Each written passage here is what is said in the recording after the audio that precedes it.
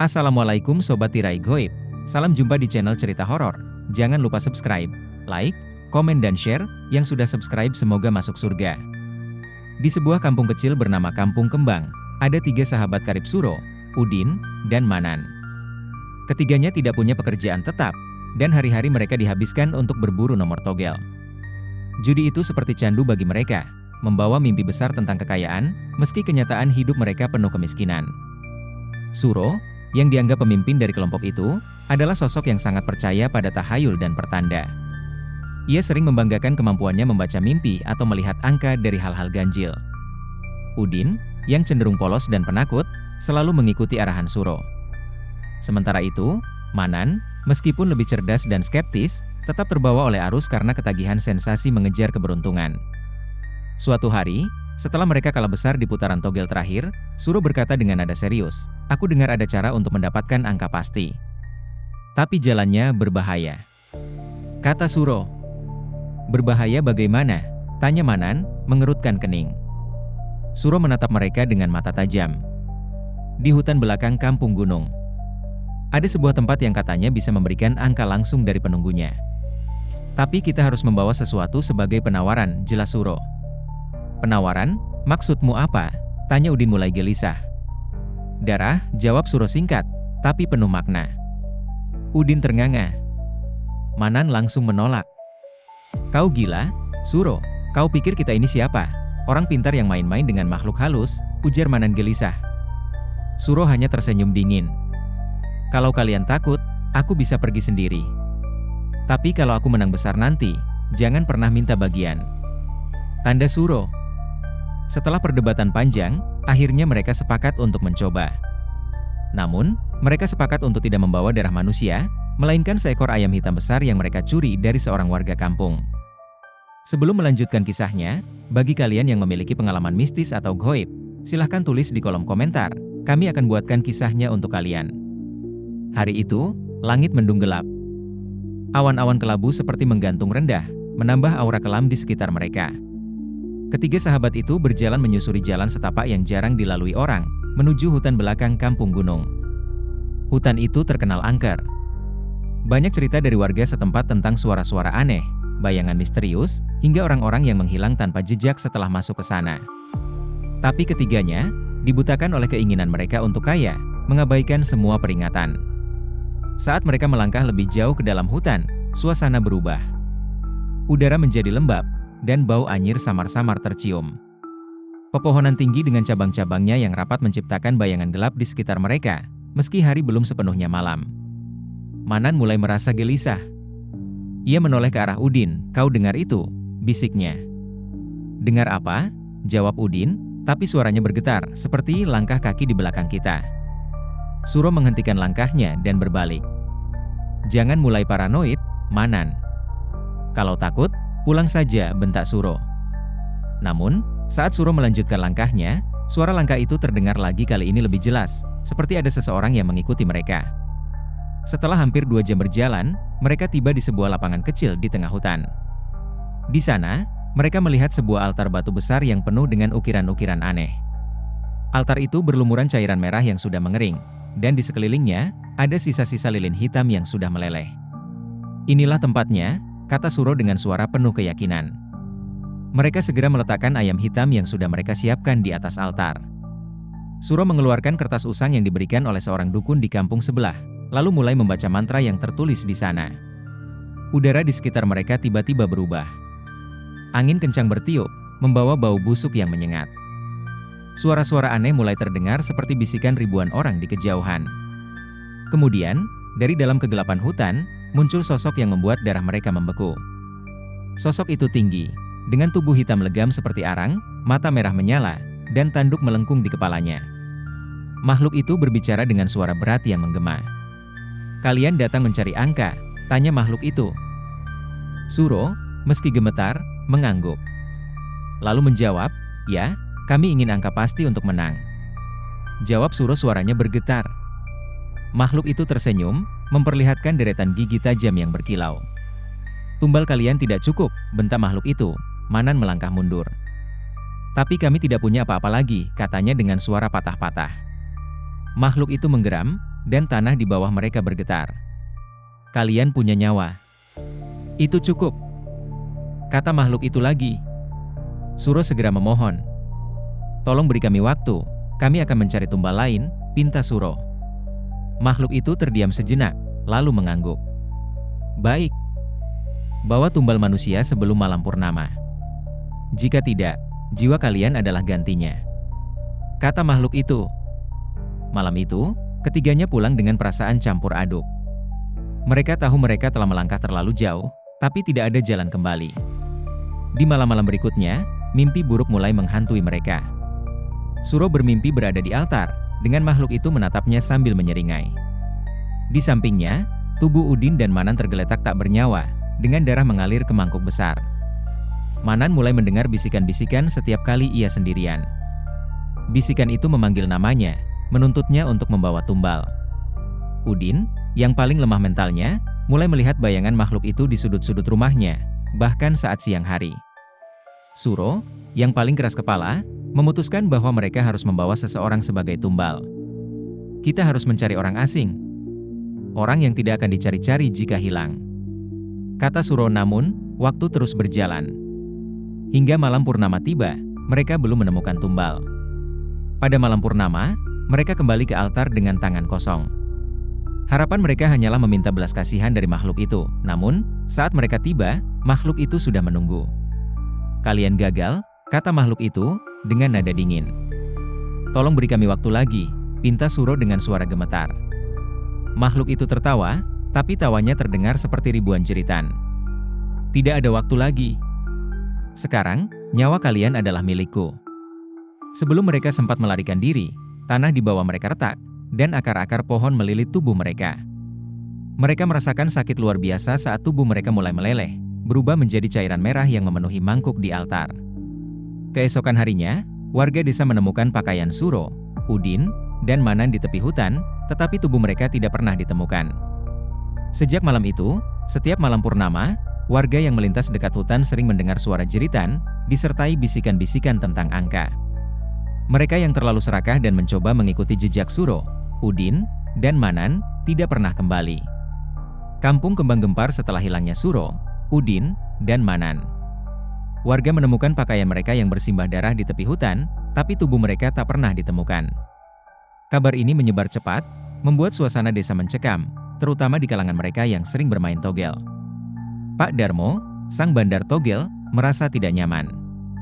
Ia mendengar desas-desus bahwa ketiganya melakukan ritual terlarang di hutan untuk mendapatkan angka pasti. Meski ia tidak percaya sepenuhnya, rasa takut mulai merayapi dirinya, terutama setelah mimpi buruk yang terus menghantui tidurnya. Dalam mimpinya, ia melihat sesosok makhluk besar berbulu dengan mata merah menyala menatapnya dari dalam kabut, memanggil namanya dengan suara berat dan mengancam. Malam itu, Pak Darmo tetap membuka warung togelnya. Warung itu adalah tempat favorit bagi warga yang ingin mengadu nasib atau sekadar membahas angka keberuntungan. Namun, suasana berbeda. Pelanggan yang datang tanpa gelisah, lebih banyak membicarakan hilangnya Suro dan kawan-kawannya daripada angka yang akan mereka pasang. "Kalian dengar cerita itu?" Katanya Suro manggil sesuatu di hutan, ujar Karto, seorang pelanggan setia warung Pak Darmo. Dan sekarang, mereka lenyap. "Mungkin makhluk itu benar-benar ada," kata Karto dengan suara gelisah. Pak Darmo menghisap rokoknya dalam-dalam. "Ah, cuma cerita orang bodoh. Mereka hilang karena kebodohan mereka sendiri, masuk ke hutan tanpa tahu apa yang mereka cari." Namun, dalam hatinya, Pak Darmo tidak yakin. Ia merasakan hawa dingin yang tidak biasa malam itu. Angin berhembus kencang, membawa bau busuk seperti bangkai. Ia berusaha mengabaikannya, tapi firasat buruk terus mengganggunya. Seorang pria bernama Kasim berdiri dari kursinya. "Aku rasa kita harus pulang. Malam ini aneh." Lihat itu, bulan purnama lebih merah dari biasanya, ucap Kasim. Semua orang menoleh ke arah langit. Bulan purnama memang tampak berbeda, seperti dilumuri darah. Kabut mulai menyelimuti warung, dan udara menjadi semakin pengap.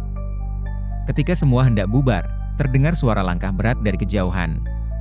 Suara itu seperti gemuruh kecil, semakin lama semakin mendekat. Para pelanggan terdiam, memandang ke arah kabut yang menyelimuti jalan. Sosok besar perlahan muncul dari balik kabut. Tubuhnya hitam berbulu lebat, lebih tinggi dari manusia biasa, dengan tangan panjang yang kukunya seperti pisau. Mata merah menyala itu seperti bara, menatap langsung ke arah warung. Pak Darmo tersentak, wajahnya pucat pasi. "Ah, apa itu?" kata Pak Darmo terbata-bata. Makhluk itu mendekat, setiap langkahnya membuat tanah bergetar. Saat makhluk itu berhenti di depan warung, suara berat terdengar, seperti bisikan yang menggema di seluruh desa. "Mana mereka yang berhutang angka padaku?" kata makhluk mengerikan itu. Pak Darmo gemetar. "Mereka sudah tidak ada, mereka sudah menghilang," seru Pak Darmo panik. Makhluk itu menyeringai, menunjukkan deretan gigi tajam. "Maka kau yang akan menggantikannya," kata makhluk itu lagi. Lampu di warung mendadak padam. Dalam kegelapan, para pelanggan berteriak histeris. Mereka mencoba lari, tapi pintu warung seperti terkunci oleh kekuatan tak terlihat. Satu persatu, mereka diteror oleh bayangan makhluk itu. Karto yang mencoba melompat melalui jendela ditarik kembali dengan cakar tajam, meninggalkan jejak darah di lantai. Kasim yang mencoba bersembunyi di balik meja kayu tiba-tiba terangkat ke udara, tubuhnya melayang sebelum terlempar keluar dengan suara tulang yang patah. Pak Darmo mencoba berlari keluar melalui pintu belakang, tapi saat ia membuka pintu, ia langsung berhadapan dengan wajah makhluk itu. Mata merah menyala itu hanya beberapa inci darinya. "Jangan ambil aku. Ambil yang lain. Aku hanya bandar kecil," Pak Darmo memohon, tapi suaranya tercekat saat cakar makhluk itu melingkari lehernya. Esokan harinya, warga desa menemukan warung togel itu dalam keadaan berantakan. Darah mengering di lantai, kursi-kursi hancur, dan papan bertuliskan warung togel roboh. Namun, tidak ada satupun jasad yang ditemukan di sana. Beberapa warga mengaku mendengar suara jeritan semalam, tapi tak ada yang berani keluar untuk melihat. Sejak malam itu, warung togel menjadi tempat terlarang.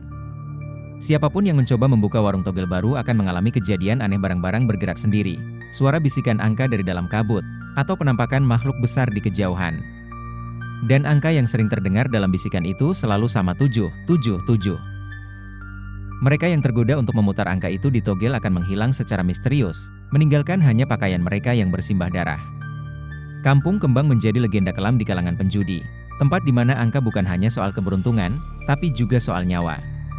Ketika kau berurusan dengan angka terlarang, tak ada jalan kembali. Malam di Kampung Kembang tidak lagi sama sejak kejadian menghilangnya Pak Darmo dan para pelanggannya di warung togel. Seolah seluruh desa telah dikutuk oleh ritual terlarang yang dilakukan oleh Suro, Udin, dan Manan di hutan angker itu. Namun, misteri ini belum selesai. Kegelapan masih bersemayam, dan entitas yang menghantui desa tampaknya belum puas. Sejak kejadian itu, Kampung Kembang seperti desa mati. Tidak ada lagi tawa, tidak ada yang berani keluar rumah saat malam tiba. Kabut yang biasanya hanya muncul saat pagi hari kini menyelimuti desa setiap malam. Bulan purnama, yang dulunya dipuja karena kecantikannya, kini menjadi pertanda akan munculnya kengerian. Di sudut desa, seorang pria tua bernama Mbah Semar, yang dikenal sebagai orang pintar, mulai resah. Ia mengamati perubahan-perubahan kecil yang terjadi di desa. Ayam-ayam mati mendadak di kandang, kambing ditemukan dengan tubuh terkoyak, dan suara-suara aneh sering terdengar dari arah hutan. Mbah Semar tahu bahwa ada sesuatu yang lebih besar sedang mengintai desa ini. Ia memutuskan untuk memanggil beberapa orang kepercayaannya untuk membahas masalah ini. Malam itu, Mbah Semar mengundang 3 orang kepercayaannya ke rumahnya. Koyum, seorang mantan dukun yang telah bertobat, Teguh, seorang pemuda pemberani yang bekerja sebagai penjaga malam, dan Maksurti, seorang wanita parubaya yang dikenal memiliki indera keenam. "Kita tidak bisa diam saja," kata Mbah Semar sambil menyulut rokoknya. "Apa yang dilakukan Suro dan kawan-kawannya di hutan telah membawa bencana ke desa ini. Dan aku yakin makhluk itu belum pergi," ujar Mbah Semar. "Kita harus apa, Mbah?" tanya Teguh, meski wajahnya menunjukkan rasa takut. "Kita harus melakukan sesuatu sebelum semuanya terlambat," jawab Mbah Semar. "Aku ingin kalian membantuku untuk pergi ke hutan itu malam ini. Kita harus mencari tahu apa yang sebenarnya terjadi," kata Mbah Semar lagi. Tepat tengah malam, keempat orang itu bersiap. Mbah Semar membawa sesajen berupa bunga 7 rupa, dupa, dan kain kafan. Teguh membawa lampu petromax dan parang, sementara Koyum dan Bu Surti hanya membawa keberanian mereka. Hutan di pinggir desa terlihat lebih gelap dari biasanya. Setelah hampir 1 jam berjalan, mereka tiba di sebuah lapangan kecil yang dikelilingi pohon-pohon besar. Di tengah lapangan itu terdapat sebuah batu altar yang terlihat sangat tua, tertutup lumut, dan berlumuran darah kering. Mbah Semar meletakkan sesajen di atas altar dan menyalakan dupa. Bau harum bercampur anyir memenuhi udara. Ia mulai melantunkan mantra dalam bahasa Jawa kuno, memohon perlindungan dan meminta penjelasan dari para leluhur. Namun, ketika mantra itu selesai, angin mendadak berhenti. Udara menjadi hening, terlalu hening.